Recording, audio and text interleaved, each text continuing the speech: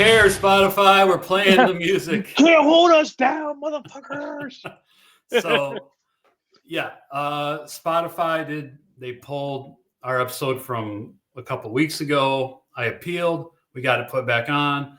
Then they pulled our last episode. I appealed, and I just noticed today it got put back on.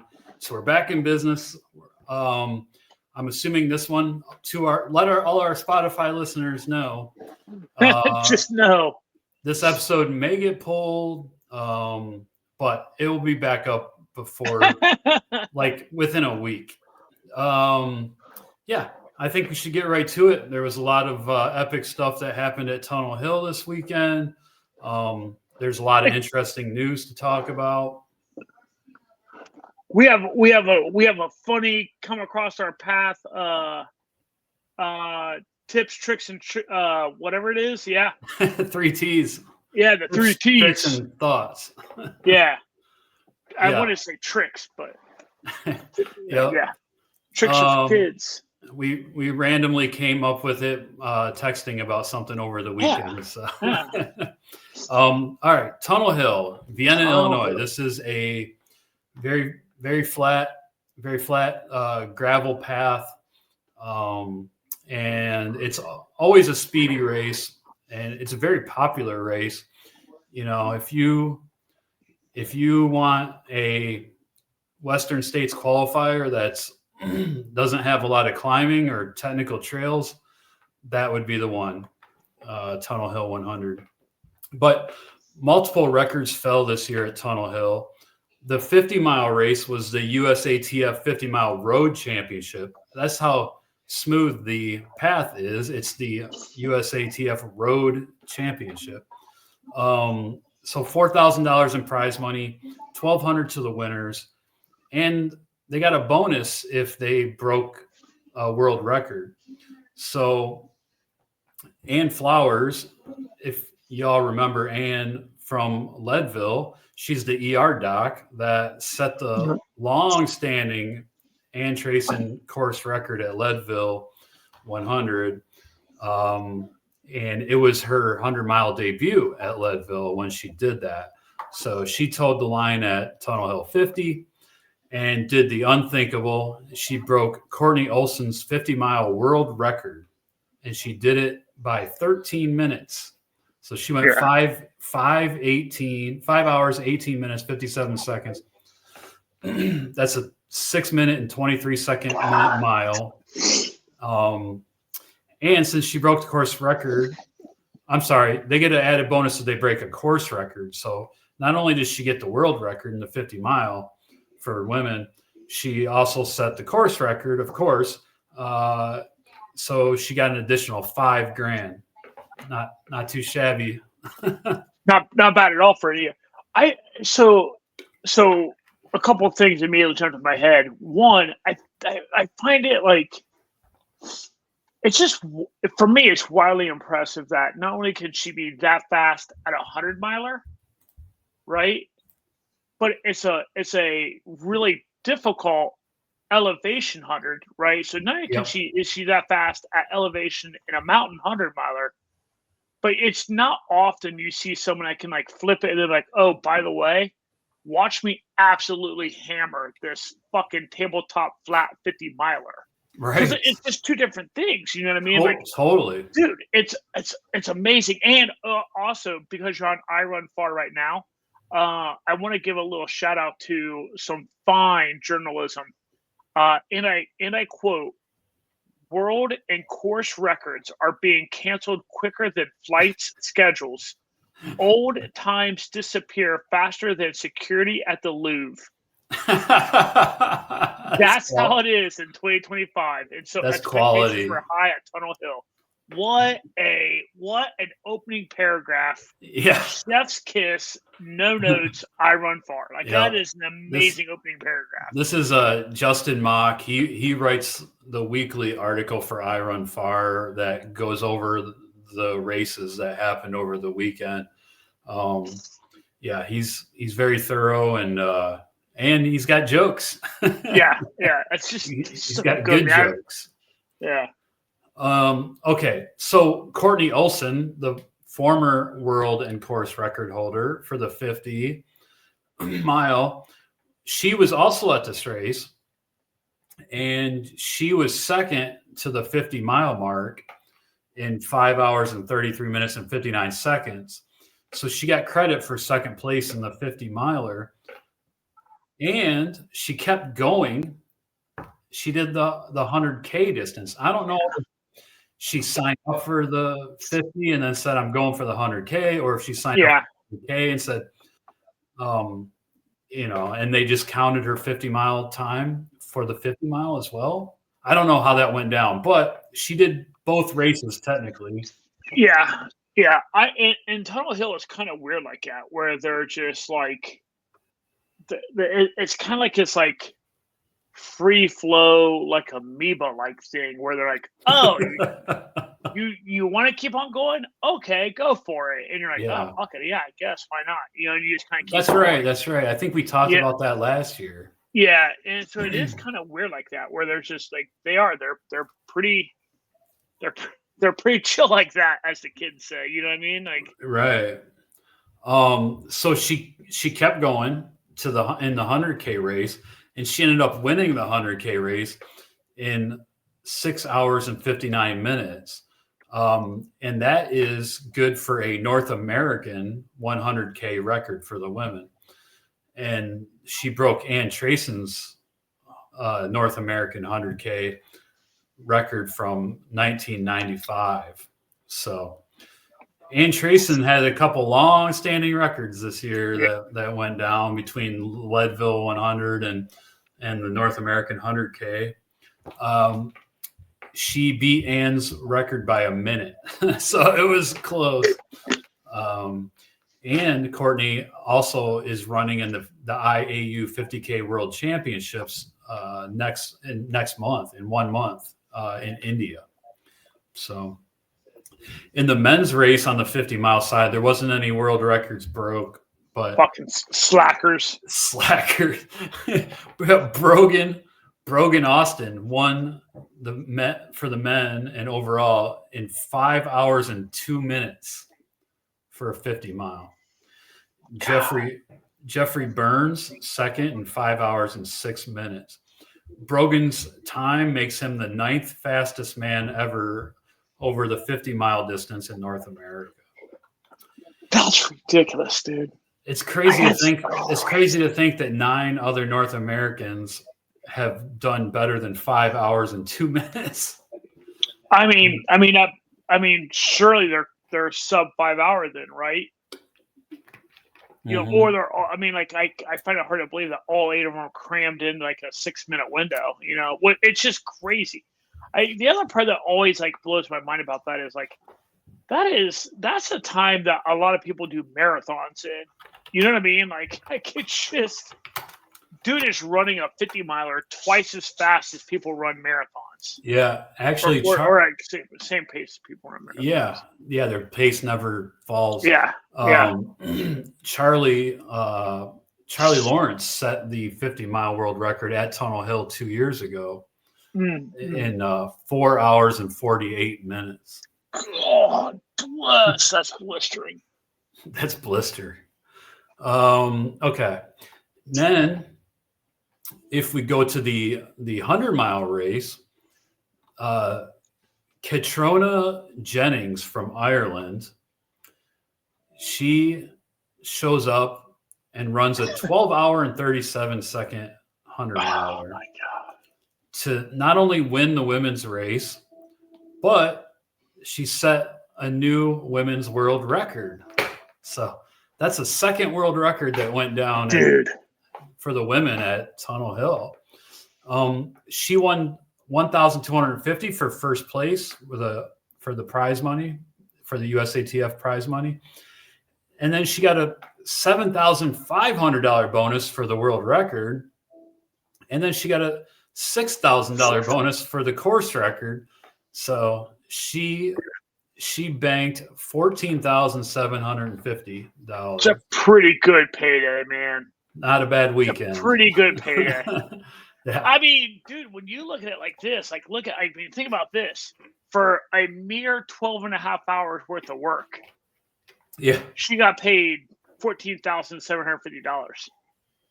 Like, that's a pretty good hourly rate if you really think about it. That's a pretty good hourly rate. And I don't know what her sponsor situation is, but if she is sponsored, but she traveled from Ireland, so Yep. that'll definitely help with the travel costs. Yeah. And all that. She broke Camille Herron's. Camille Herron is the one that had the old world record in 12 hours and 42 minutes. So she broke it by like 5 minutes. Camille said that in 2017. Have we gone and checked and made sure that Catalonia's have we gone and checked and made sure that her man, we can't go there. make sure her wiki page still reflects that she's the record holder? No, Camille did a congratulatory post.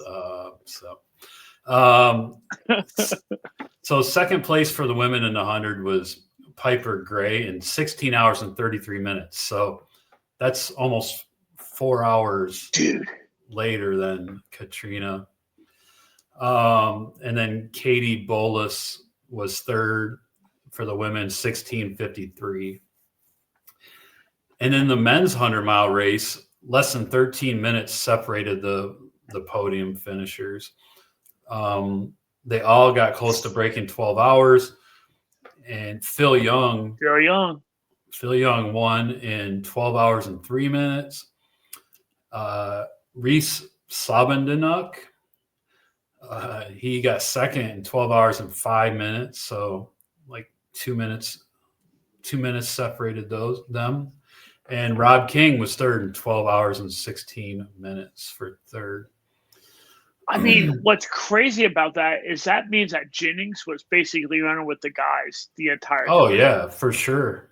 I mean, she's just like cruising with the dudes.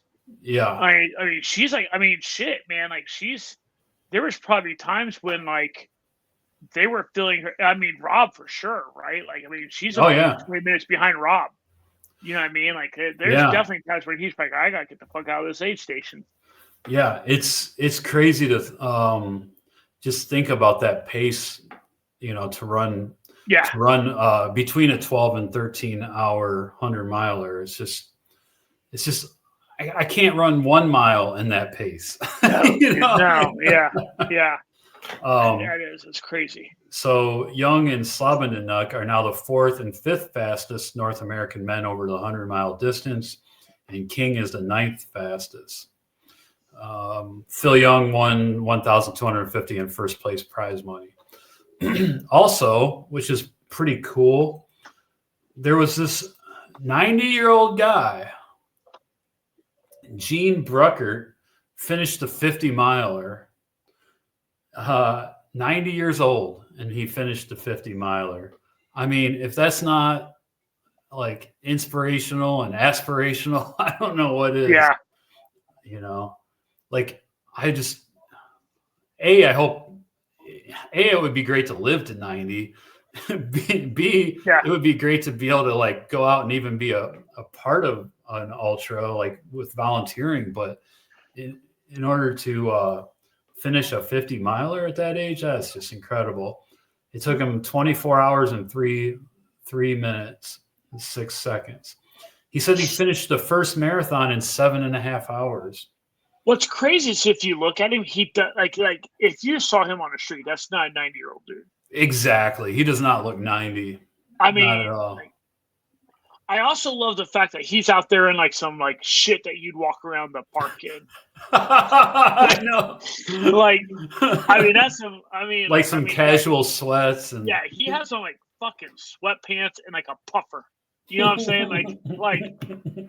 I don't know, man. Like, I love that shit. Yeah, he has this one walking stick. Like, look, he's crossing his legs. It ain't no shit. Like, that's fucking cool, man. Yeah, it's so cool.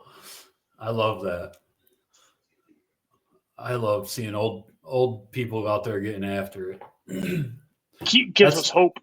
Yeah, for sure. All right, let's jump into some FKTs. I just wanted to give a shout out to our friend Robert he's been on the podcast before. He's a friend of ours, friend of the pod. He's done a couple epic things. And I think we talked about that a couple episodes ago, the route that him and his brother did through the Sierras. But he just did another FKT that he basically invented. And it was a run across the whole state of Minnesota. So he ran all the way to North Dakota. And I'm just starting to read his recap on Substack. He has cool little articles about the stuff that he does. So look up Robert Santoro on Substack if you want to check it out. The run across Minnesota was 269.46 miles. He did it in 4 days, 21 hours, and 11 minutes. He's submitting the route for publishing to fastestknowntime.com, and then it's time for ratification. I think maybe in December, I was messaging back and forth with Robert. In December, we might try to get him and his brother on to talk about that. That trip through the Sierra. Also, we talked about this there's this other FKT in Australia. Do you remember talking about this one, the Bibbulmun? Yeah. Well, there was another FKT set on that route in Western Australia, which is 992.8 kilometers, 17,500 meters of gain. And this FKT was set unsupported male, Cameron Bostock, 14 days, 7 hours, 49 minutes. That means he had to carry all his food with him, and he could only get water from public taps or filter it. So that's pretty impressive for 14 days. I mean, he did like his end time is like 1 month on the nose from Aaron Young's. Right. Yeah. And Aaron was supported, right? If I'm not mistaken. Yeah. So he has a really cool write-up. He breaks it down into every day. Like getting towards the end, he's like, he could hardly even get out of bed. So the hardest wake up of his entire life. So God, that's crazy. Yep. And then also this new FKT that Teresa Bowser came up with, called Project Untamed 100. And this is in North Carolina. It's 101 miles with over 24,000 feet of climbing. And it's from the Art Loeb Sign, Davidson River in Brevard, North Carolina. And it goes to the Explorer Loop parking lot, the gate in front of the bridge at Bent Creek in Asheville, North Carolina. It's in Western North Carolina, and she did it supported. Now she's the only one that's done it because she invented it, but I'm sure we'll see some other people getting out there after it. But she did it in 1 day, 12 hours and 38 minutes and 59 seconds. So 36 hours. Yeah, it looks like a pretty tough course. I mean, dude, out there in those mountains, you got to think Asheville, right? Yeah. She didn't quite make it up. If you look at that map, right? Like if you look at that map, she finished on the southwest side of Asheville. Yeah. So the highest point east of the Mississippi is on the northeast side of Asheville. So to your point, right? That is not easy terrain. Like that's, like don't get me wrong, it's not like 14ers and shit like that, but like she's still, those are still mountains that are, 3,000, 4,000, 5,000 foot mountains. Yeah. And looks like there's some loops in here. There's some out and backs. Yeah, she had to invent this shit because everyone Here's the thing: she will own this record for a really long time because no one is going to be able to navigate that fucker. How did that's a lot of twists and turns. Yeah. So she describes it as a local here, the route touches trails that hold deep meaning for all of us. They're the ones we spend countless hours on, and the trails we use for daily training, and the ones we save for big adventure days. The loops and out and backs are easy to follow once you're on them. She's like, shut up, John. They're intuitive, especially with the map in hand. This route was designed to test my fellow Western North Carolina trail runners. When they see it, they'll say, whoa, did you really connect all of those like that? It's also built to challenge the runner driving in from out of town who wants to experience everything the side of the Blue Ridge Mountains has to offer. So, yeah, Project Untamed 100 North Carolina. Female supported Teresa Bowser. All right, let's jump into some news. In a shocking twist of events. Fucking so fucking weird, dude. Michelino, I can't remember how to pronounce his name, Sunseri, who we talked about on the show. It went back and forth. So he did the FKT of the Grand Teton, and he cut one of the switchbacks on a trail that is an old trail. It was marked that you couldn't go on the trail. He did it anyways. He cut a switchback. He took that old trail. Then they went back and forth forever to charge him, not charge him. And then the judge deliberated on it for a couple months. And finally they decided to charge him. And he was facing up to a $5,000 fine, a ban from the park, and even jail time.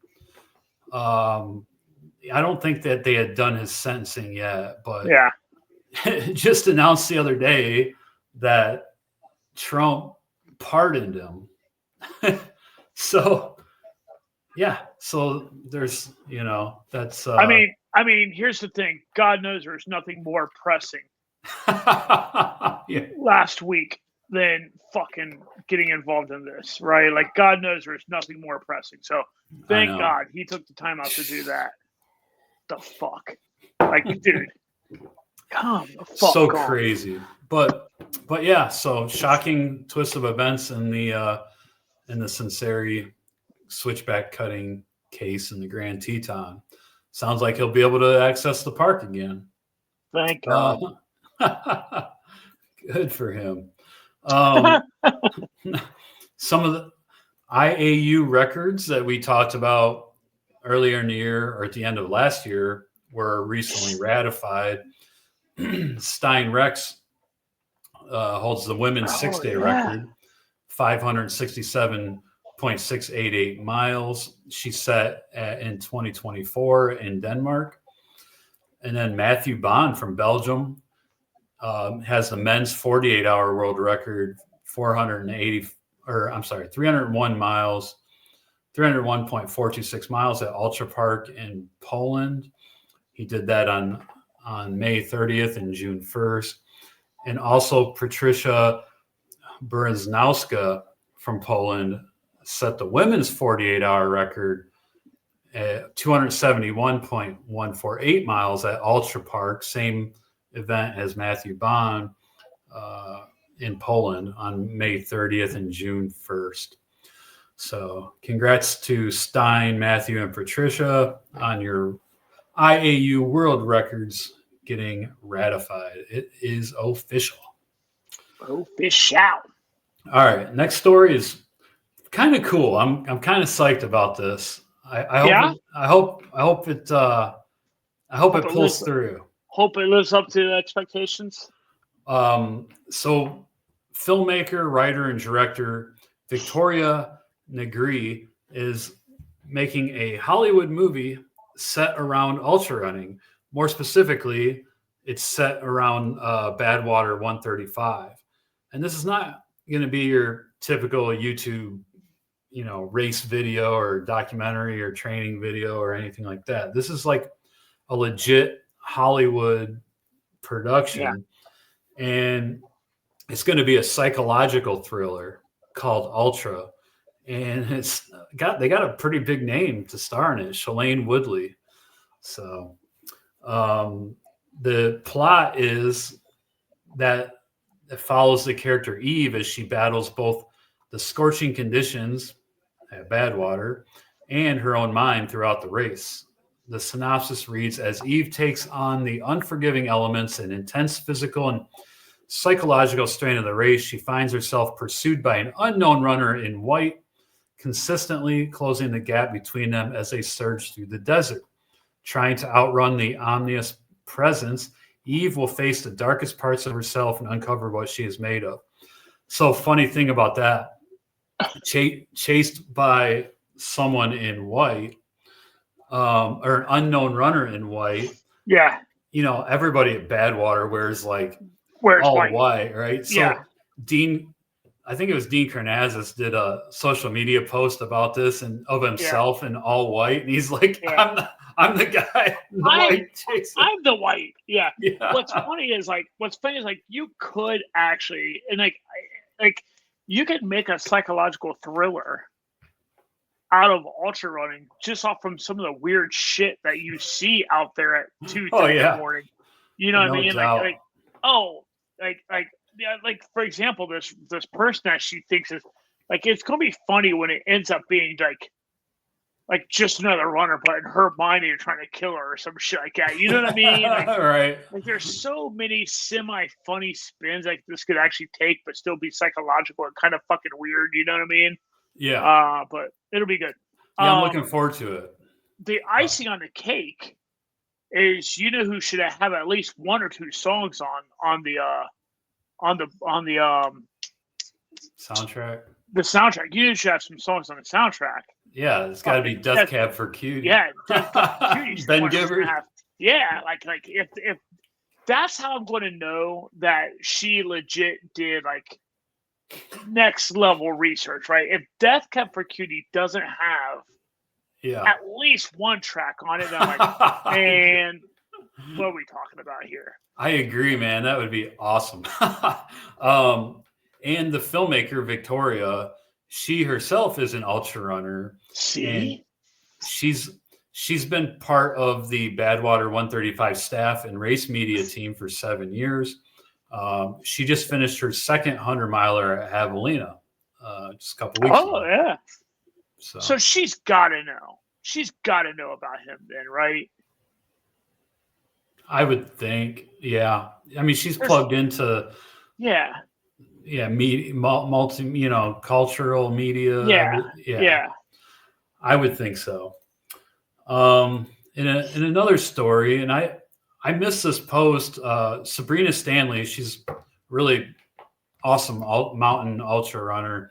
She's won Hard Rock before, actually, and I missed the post that she made on September 9th on Instagram, but she has cancer, and she sounds like she's going through a lot, but her blood work is looking good, and she's she's almost through chemo, I think. So yeah, I wish her the best. And an interesting part of this story is, with when ultra runners are sponsored, they don't make much money for the most part.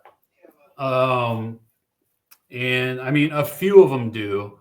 I know Tara Dower just signed this huge contract with Ultra.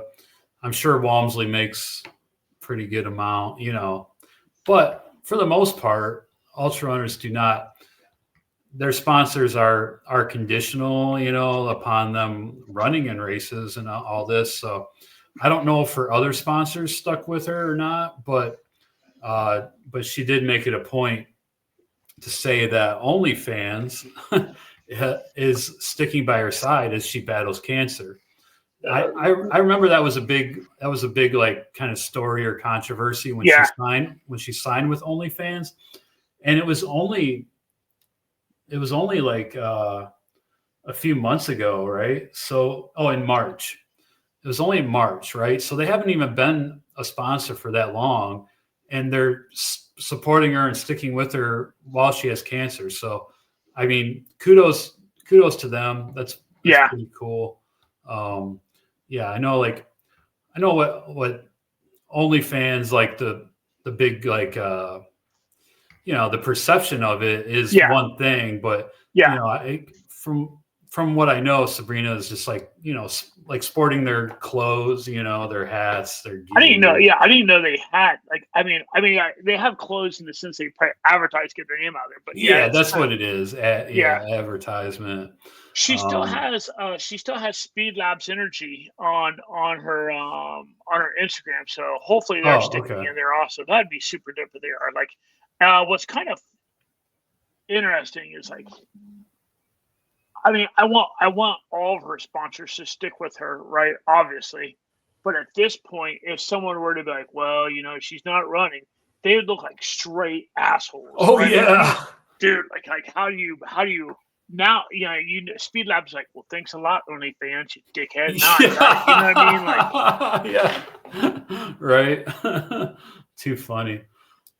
All right. Well, we wish Sabrina all the best. Hope she has a speedy recovery and she can get back out on the trails. All right, let's jump into 3Ts, round this episode off. So what we were texting about. So organic. It was so funny how this one came out. You had a great observation. I'm like, oh shit, yeah. So go ahead. So my wife and I are moving houses. Is that what we were talking about? Was it about the move? Yes, it is. Yeah, we were talking about the move, and I had just made like a funny kind of like, it's like we're basically at mile 90 of a 100-miler. And then in my head, I said that because in my head, I'm like, we can see a light at the end of the tunnel. And then as I keep saying slap, as I text, I'm like, I wonder when Jamie does see the end of the light at the tunnel, you know what I mean? Or the light at the end of the tunnel. And then I got to thinking about myself. I'm like, the fuck am I saying I see the light at the end of the tunnel at fucking 90? Because I am for sure. You know what I mean? And so it brought that. And so I asked Jamie, when and like Jamie's answer, by the way, was infinitely better than mine. Because like my knee-jerk reaction was mile 90. And in my head, by the way, the reason in my head mile 90 is the answer is because single digits start single there. digits. You know what I mean? Like you're like, fuck. That's definitely a milestone. Yeah, you're like, fuck yes. And like it's just everything just feels so much more manageable when it's single digits. You know what I mean? Totally. But your answer, I thought about it more. And then even after you and I quickly text back and forth about it, I thought about it even more. And I was like, dude, like I can. So I want you to give your answer, and I'm like, if it, and then I might expand upon it. Yeah. So go ahead. No, it'd be great. Yeah. So I think about this in every 100-miler I do. I think about when is that light for me, like at the end of the tunnel, when I have that warm fuzzy and feel like it's all good. For me, it's when I like can calculate and when I know I could literally walk the rest of the race and still make the cutoff. That's the light at the end of the tunnel for me, is when I have that confidence that I don't have to run another step. I can hike it. I can hike it out, hike it in, and still get that buckle. That gives me that like that warm fuzzy, so yeah, that's it for me. But did you want to expand on that? Well, and so I thought about that, and it did become that thing where like, and my light at the end of the tunnel probably all of a sudden becomes a little bit of a moving target, but it's basically what you said. It's that point when I can look at my watch and I can say, okay, I can move at this pace for the rest of the race, and I'm Gucci. You know what I mean? Like when I am finally down to where I'm like power hiking, I can look at my watch. I'm like, oh, you know what? Like I can sustain this right here, and I can be, and I'm going to make it. Like, am I going to lose time on the back third of the race or half the race if I do that? Yeah. Oh yeah, for sure. But I could if I wanted to. And so it's very similar to your answer, but it is. It's that mathematical thing where you're like, oh, okay, I can kind of sort of quote unquote shut it down and be okay if I really, really wanted to. I will say I've only got to enjoy that maybe one time on a 100-miler that I can immediately think of. I really got to enjoy it, but outside of that, that was a good answer. I like that answer. I like the idea of that. Yeah, and there's always these like these false hope moments, kind of, when you're like, oh, I only have a 50K to go. Like, that's just the worst thing. That's a 50K, man. That's like, that's 31 miles. 31 fucking miles. I have like 11 hours to do that in, like, this isn't a layup, Yeah, like, yeah. That is the other funny part, where all of a sudden that thing becomes like it's counterintuitive when you're like, oh, I've only got like just to take even a smidge smaller what you just said. Oh, I've only got a marathon to go. Like, shit, I usually do those in like training runs. I do marathons in 4 hours, 5 hours. And then you're like, well, that's a quarter of the race. Yeah. And then you get to thinking, well, yeah, that's what I do on the training runs, but like, I don't have 75 miles on my legs on those either. Yeah, you're looking at 7 to 8 hours, like best case scenario. Easy. Yeah. So yeah, it's one of those funny things where you're like, oh wait, that's like like training runs and race day is definitely not the same thing. And it's so easy to lie to yourself and actually get that little false sense of like, yay, me. And it's your mind will play a lot of tricks on you. Yeah. And that the one time when I never got to see the light at the end of the tunnel was Fat Dog. Like, it was high anxiety all the way until I crossed the finish line, with like 5 minutes to spare. So it's like, I don't like that too much. No, it's the worst feeling. I will say, when I do see the light at the end of the tunnel, and I know I can walk it out, I typically do. I typically won't run anymore at that point, which it screws me. It screws my time, like I could do so much better, but I'm just like, I don't want that pain. Like, I don't want the pain. I don't want the smoke anymore. Yeah. Oh, that's funny. All right. Well, cool. Let's go ahead and get out of here. But thanks everyone for tuning in, and I hope you all have a good weekend, have a good long run, and we'll see you next week. See you next week. Thanks, everybody.